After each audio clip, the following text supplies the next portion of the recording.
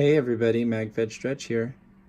Just wanted to answer a question that I've received quite a bit now as I've been making my videos, and that is, how do I mount my zoom cam? Well, it's kind of a complicated answer for me. There's definitely been different evolutions of my zoom cam and ways that I've mounted it. So I'm going to go over three different options for mounting your zoom cam for people with different situations, and I'm gonna go ahead and take it apart and reassemble it a couple times for you guys to see. So yeah, stay tuned. Okay, so I'm gonna start by taking it apart so that you can see what I did here. I'm gonna go ahead and unscrew the Runcam, which is sitting on a 35mm scope mount. And then what you'll see here, this piece is actually the part that helps keep the butt end up of the Runcam. Now you'll see I have some tape on this, so you can't see what the original part was, but I'll show you that. It's really simple. You probably already have a bunch of them lying around. For example, this scope ring here.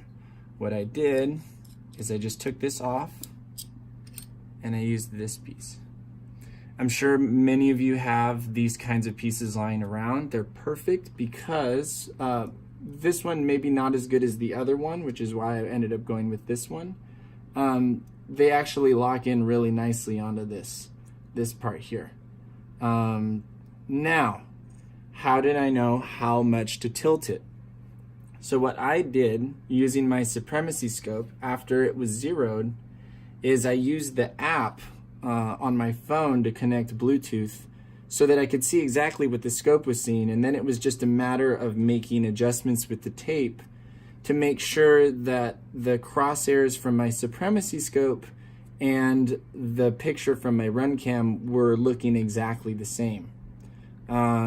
So that means that whatever my scope sees, my Runcam will see. Now, this presents one more issue because the supremacy, as many of you know, and for those of you who don't, has different reticles going down, adjusting for distance as you arc the shot. So I'm gonna go ahead and turn the gun around. I don't know if you can see here that I have my scope on an HHA riser. So what this does is it gives me the option to arc a little bit more to keep those shots right in my camera's view plane. So what I did is I notched out adjustments on my HHA riser to show the different yardages so that I could actually adjust the scope and the camera to each individual shot, all the way out to about 70-75 yards.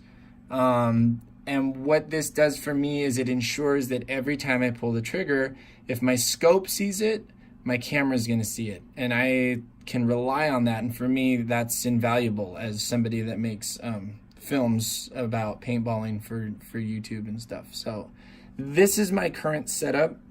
It is by far the most complicated. I'm gonna show you another setup now that is not my own. It's not my own creation. It's some guy named Christopher Wagner, otherwise known as, he's the guy from Splat Tech. Very cool dude. I had the opportunity to see his setup at Dominion this year, and I thought it was really neat, and I wanted to show you that. So I'm gonna do a quick rebuild, and I'll be back in a second to show you how that setup works. It's pretty similar to mine, just slightly different. All right, so we're back. So I didn't tighten anything down. I just wanted to give you guys a rough idea of this alternative setup that Christopher Wagner does. I think it's a really, really cool setup, so I felt like it was worth showing you guys. Obviously, you can see some reasons why it's not going to work for me, but he has a slightly different setup, and it works really cool for him. I've seen the footage, and it's fantastic. So what he does is rather than having the scope on the HHA, he only puts his camera on the HHA. He has a different kind of wheel, and he also has it marked off for yardages, which he adjusts after getting the yardages from the Supremacy scope. The reason this doesn't work for me is I use the Runcam scope cam with the aluminum body, and he uses one of the Brain Exploder modded airsoft cams that has a much lower profile actually, so it allows the scope to clear the zoom cam. This setup's really nice because you're really just adjusting the camera and you're not always locked into having to adjust the scope. It's an alternative setup. I really like the look. It distributes the weight a little bit more evenly throughout the gun. But for me, because of my camera, I can't use this method. But yeah, I wanted to show you guys anyways, just to give you an idea of an alternative setup for long range shooting. And I have one more setup. This was actually the first setup that I kind of stumbled across that helped me get my zoom camera seeing all my shots and very consistent. So yeah, I'm gonna take it apart one more time. Actually, I might even show you a bonus extra way to do it I just remembered right now. So stay in tune, we'll be right back. All right, so the last way I'm gonna show you, actually the last two ways I'm gonna show you, is the first way that I came up with to adjust my camera, and it was really by accident. I had a rail mount that was a side 90-degree adapter, and I realized that I could use the lip of this to scooch the butt up of my camera. And it just so happened that the first time I did it, I realized that this was the perfect height. And it worked out really nicely. It served me for a long time.